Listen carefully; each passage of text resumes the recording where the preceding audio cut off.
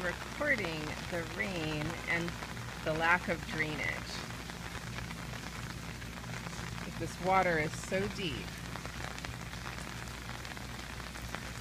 If I were to walk out into it, my feet would get covered.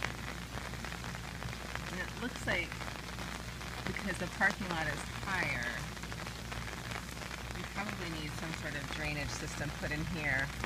Like you can see, I don't know if you can tell by this video, but it actually goes all the way to their back door. It doesn't look like it's reached the door yet, but it goes all the way there.